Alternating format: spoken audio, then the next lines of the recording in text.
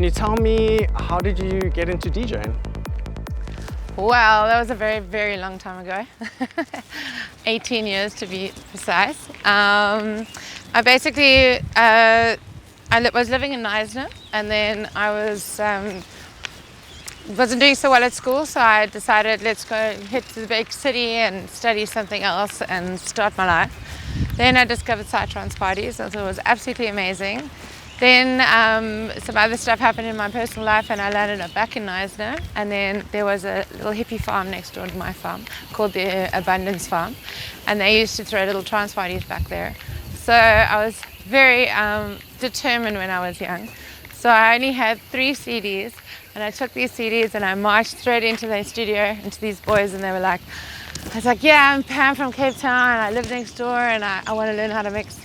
And they took one look at me and they were like, no, I don't think so, whatever. Anyway, so somebody then helping me out, and I got some help from a friend called Rob. He used to live up there. Anyway, and he taught me some basics on how to mix, and off I went. Then when I moved back to Cape Town, that's when the real challenge began, because back then there were no girl DJs. And yeah, so I had to, figure it all out. And basically I managed to put together a little girls party. And back then there were no other female DJs, so we had to make girl DJs from all different music genres and to come together because there wasn't enough Psytrance. And then we created this party called Power to the Pussies presents Punani. It's where the Daddy Longlegs Hotel is now. It used to be called Babylon Club. Anyway, and yeah, so created this party. Someone saw me, then they went and told another club owner that I was playing. And next thing you know, yeah, I was on the circuit here. I had to just dive right in. I didn't really know what I was doing, but all I knew is that I couldn't fail because the boys would surely kick me off. And I knew that I had to play the game and not, be a silly girl about it. And I respected what the boys were doing. I respected what the scene was doing, and I worked really hard to be taken seriously and to be noticed.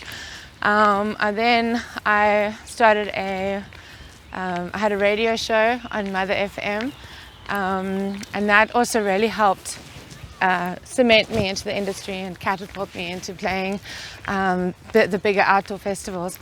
It took a really long time to get to that level, and a DJ once told me that it's going to take at least 4 years on this small circuit before I would reach, the big stages. And I really stayed with me and made sense, because, at the end of the day, you need to be able to handle certain things at certain levels, and no one can teach you that. And that's what I'm struggling with new kids today, because things are so quick and easy with a laptop DJing quickly, you know what I mean? There's no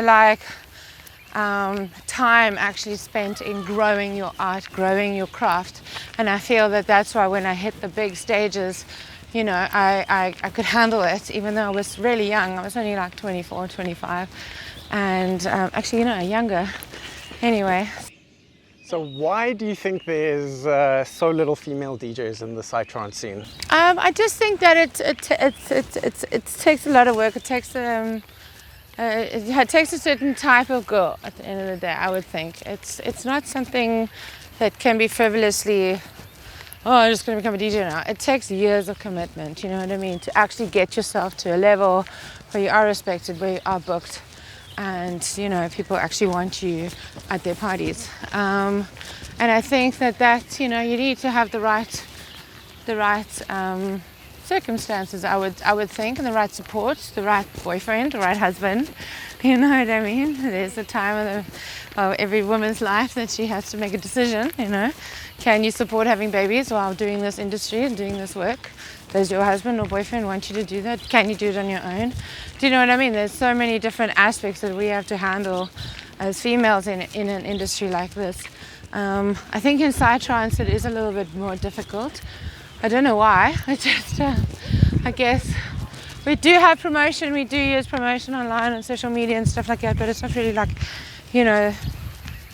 you have like big companies sponsoring you and backing you and that kind of thing, whereas maybe in the techno scene and the other industries you're a more marketable product, whereas in Psytrance you got to keep up with the boys and you got to you know, I don't know, it's always...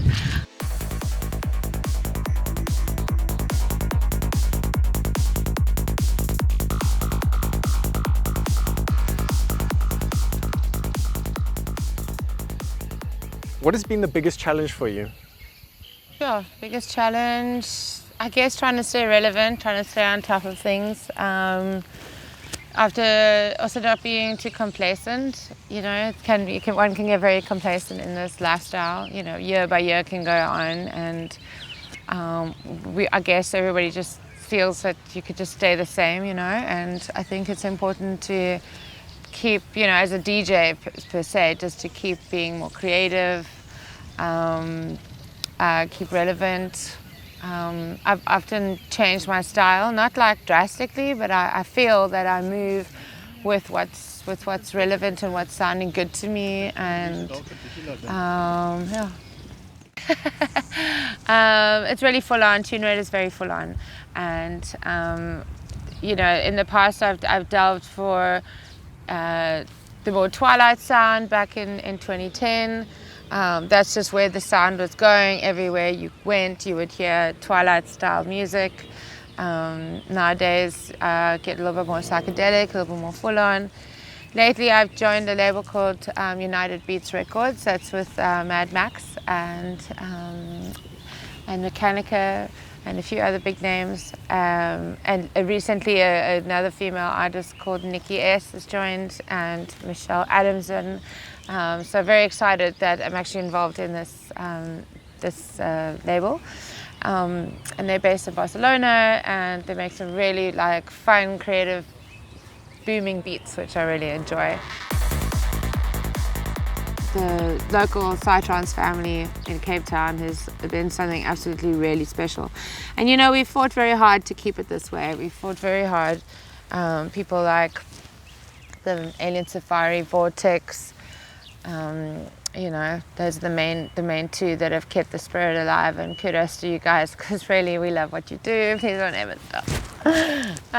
Train your youngins to take over, you know. But yeah, the scene as a whole, we've fought long and hard. And when I say that, when I mean that is just to try and reserve the essence of it all, and you know, keep the family unit, to keep it alive, because at the end of the day, now, you know, if we don't have it, what are we going to do? Get a real job? I don't know. So you yourself made a documentary about the South African Psytrance scene. Can you tell us what it's called and where people can find it? I directed, wrote and produced a documentary called Under the African Sky, with the help of some talented people back in the day. When it's at about 2000 and I think we released it 2009. Anyway, we created this documentary as we're trying to educate everyone about Cape Town Psytrance, the journey of how our scene came to be, where it was going back then, who was involved, and the story behind it.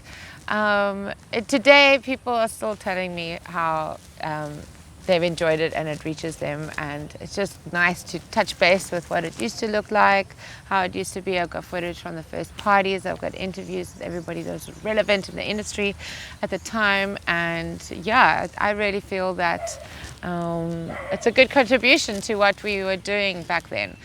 So yeah, it's going to be quite funny to watch because it's super vintage. We made it on a tiny budget, thank goodness to amazing sponsors of Emporium, Alien Safari and Vortex and a few others that created it and made it happen financially and supported me through it.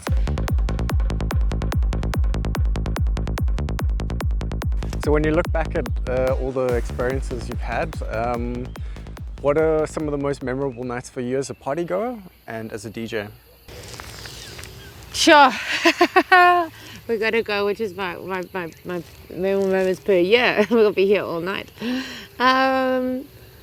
I just love it when all the energies just come together, you know. It's a Saturday hot night type of thing on a summer night, and everybody's jollying and smiling and happy, and everything's just working, and it's just all flowing into place, you know. All your friends are there, because it doesn't matter where you party or whatever festival it is. If your friends aren't there, or at least someone close to you, you know, to have a jol with, it really does make a difference. I've played at University Paralelo in Brazil, which was really amazing. I had an incredible experience there. I met some amazing people that changed my life, and I think in the last 10 years for me, what's most memorable is my international side family. You know, as much as we have this incredible local scene, for my old brothers and side sisters out there, you know, who I've met along the way, fellow DJs, fellow artists, people that are doing what we do here and on that side of the world, and that you connect, and that, you know, you have this weekend experience together, and then all of a sudden it's just, you know, you're friends for life, you know, and they'll come and visit me and spend some time in Cape Town, and I can show them around. And I have such lasting, beautiful memories with these amazing freak individuals overseas.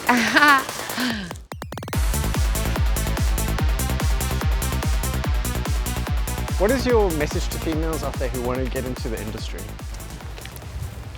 Find a rich husband.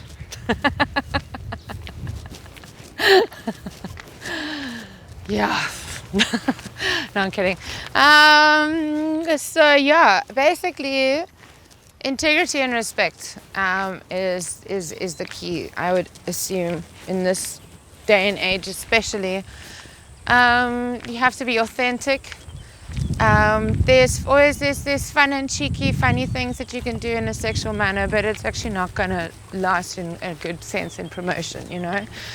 You need to have the music speak for yourself. Look at the biggest girl DJs overseas. They're just, you know, those chicks DJ in t-shirts, man.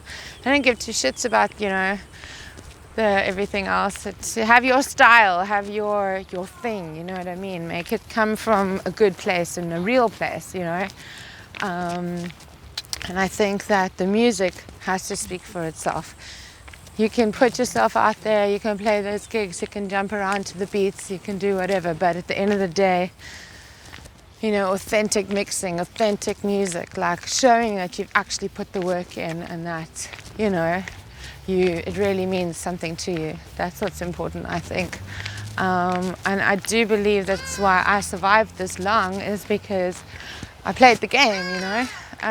And playing the game means pitching up for your gigs, playing with respect, you know, being a good girl, don't screw the crew, and yeah, just playing from the heart and being authentic and real at the end of the day. Because fakeness nowadays, yeah, you know, you might have the likes on Facebook, you might have the social media rush for like 6 months, but at the end of the day, in this industry, what you want is longevity, you know. You wanted to actually build your name into something, you know, and I think that's what I've managed to do over all these years. And, you know, people think maybe, as I said, it's all glamorous now, but it's not. You know, it's a lot of hard work, a lot of sacrifice, a lot of connections with good people, and yeah, I think that all plays in it all at the end of the day.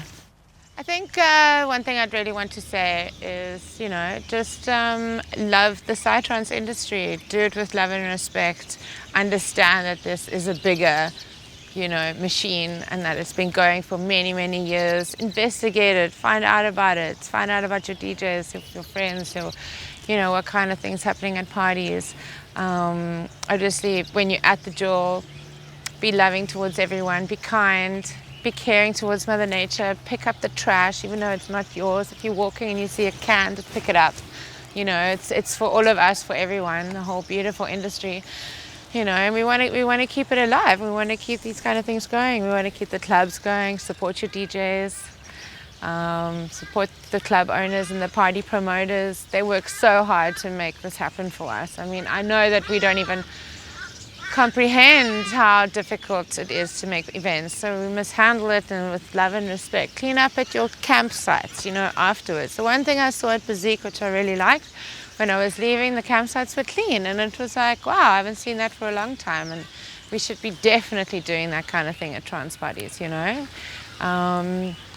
And yeah, it's not just a jewel, you know, it's something to feel that you can be a part of, you know, and that every single time you go to a festival, you see the same people again. You're like, oh wow, I haven't seen you in like ages. Oh my God, how's life? Blah, blah, blah. And say the same whatevers.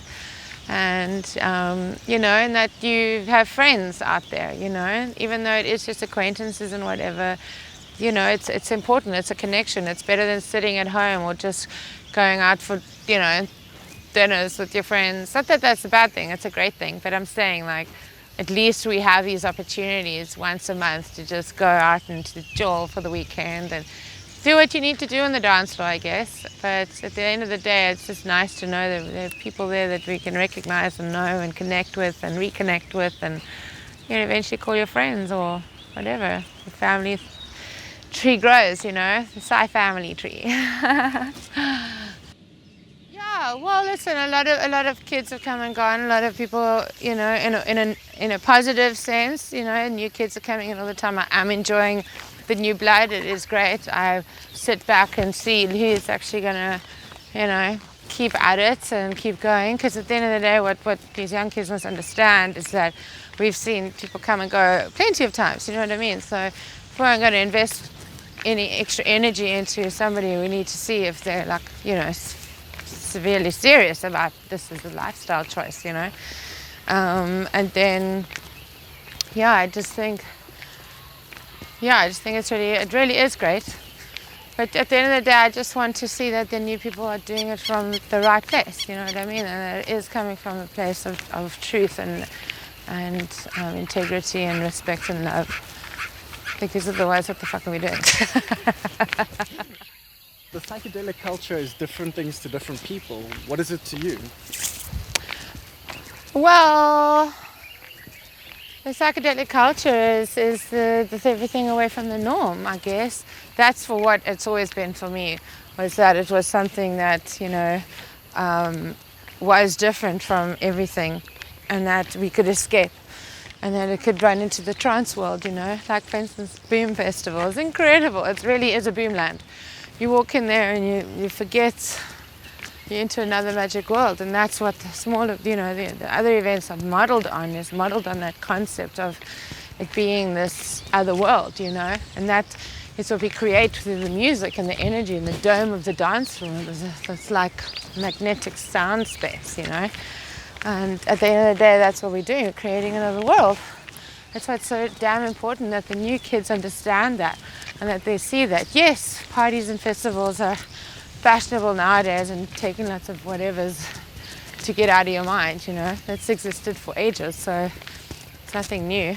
But as someone says on my documentary, my friend Michelle, she's like, yeah, you mustn't go sky surfing out there, the earth needs you, you need to be here. And that's so true, actually. Now that I'm just rethinking it, re-quoting her. It's true. You can't go sky dancing too much. We need to be here, present in our own magic world, you know, which is Psytrance parties, I think.